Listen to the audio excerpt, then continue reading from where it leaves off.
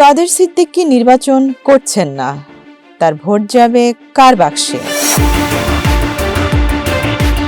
কাদের সিদ্দিকী এবার নির্বাচনে অংশ নিচ্ছেন না, এমন ঘোষণার পর টাঙ্গাইল সহ রাজনৈতিক অঙ্গনে শুরু হয়েছে নানা আলোচনা।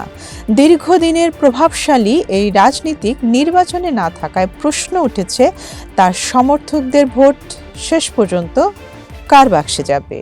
স্থানীয় রাজনৈতিক বিশ্লেষকদের মতে কাদের সিদ্দিকীর একটি নিজস্ব ও নিবেদিত ভোট ব্যাংক রয়েছে। তিনি নির্বাচনে না থাকলেও তার রাজনৈতিক অবস্থান ও বক্তব্য ভোটারদের সিদ্ধান্তে প্রভাব ফেলতে পারে।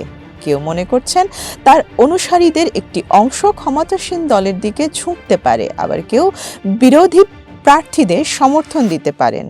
এদিকে কাদের সিদ্দিকীর পক্ষ থেকে এ বিষয়ে সরাসরি কোনো নির্দেশনা এখনো দেয়া হয়নি, ফলে ভোটারদের সিদ্ধান্ত ব্যক্তিগত বিবেচনার উপরই নির্ভর করবে বলে ধারণা করা হচ্ছে। সব মিলিয়ে কাদের সিদ্দিকীর অনুপস্থিতি এই নির্বাচনী সমীকরণের নতুন মাত্রা যোগ করেছে।